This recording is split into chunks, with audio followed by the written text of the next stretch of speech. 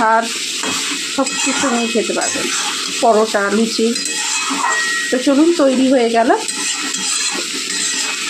এবার নামিয়ে। নমস্কার, আমি দেবশ্রী। আমার চ্যানেল কুক উইথ দেবশ্রীতে সকলকে স্বাগত জানি।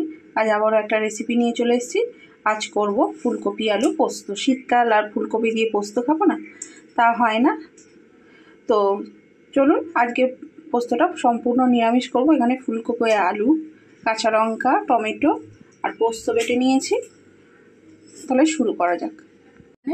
সর্ষের তেল গরম করতে বসিয়ে দিয়েছি। পোস্ত মানেই কিন্তু সর্ষের তেল। সর্ষের তেল দিয়ে পোস্ত করলে একটা আলাদা স্বাদ হয়। এর মধ্যে দিয়ে দিচ্ছি 5 ফোড়ন। ফোড়নটা ভেজে নিই। ফোড়নটা ভাজা হয়ে গিয়েছে, এবার আলু ফুলকপিগুলো দিয়ে দেব।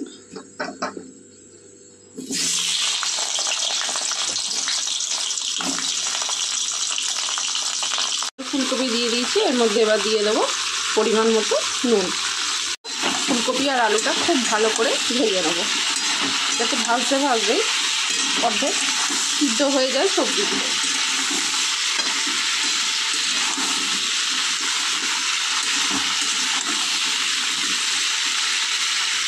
খুব ভালো করে আমি ভেজে নিয়েছি ফুলকপি আর আলু। এবার দিয়ে দেবো হলুদ গুঁড়ো, অল্প লঙ্কা গুঁড়ো, কারণ কাঁচা লঙ্কা দিয়েছি। আপনারা চাইলে কিন্তু শুধুমাত্র কাঁচা লঙ্কা দিয়েও করতে পারেন। দিয়ে ভেঙে দেবো।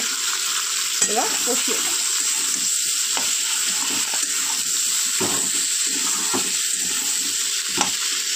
দিয়ে দেবো টমেটো।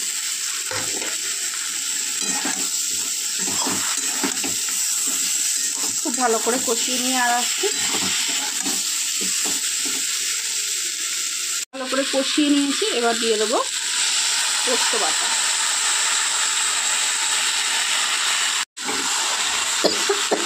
সরি, পোস্তটা দিয়েও খুব ভালো করে কষিয়ে নেব।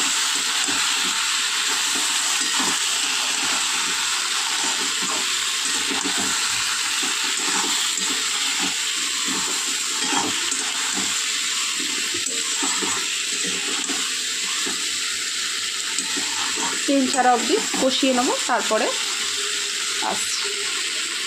খুব ভালো করে কষিয়ে নিয়েছি, মশলা থেকে তেল ছেড়ে গিয়েছে। এবার দিয়ে দেবো পরিমাণ মতো জল।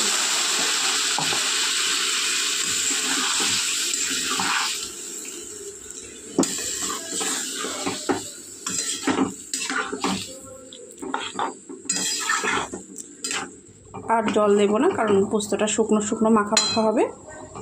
এবার ঢাকনা দিয়ে রান্না হতে দেবো। ঢাকনা দিয়ে রান্না করে নেব সিদ্ধ হওয়া অবধি সবজিগুলো। তো চলুন, সিদ্ধ হয়ে গেলে আসছি। তো চলুন দেখে নিই।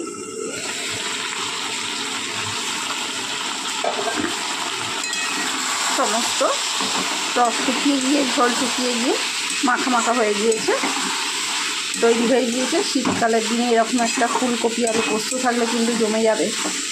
আপনারা রুটি, ভাত সব কিছু নিয়ে খেতে পারবেন, পরোটা, লুচি। তো চলুন, তৈরি হয়ে গেল, এবার নামিয়ে নিই। তৈরি হয়ে গেল আমার ফুলকপি আলু পোস্ত। তো রেসিপিটা কেমন লাগলো অবশ্যই কমেন্ট করে জানাতে ভুলবেন না কিন্তু। আর রেসিপি সম্পর্কে কিছু জানা থাকলে সেটার জন্যও আমাকে কমেন্ট করতে হবে।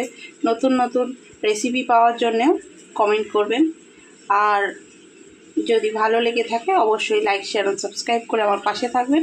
তো চলুন, আজকের মতো টাটা। দেখা হবে অন্য কোনো দিন, অন্য একটা রেসিপির সঙ্গে।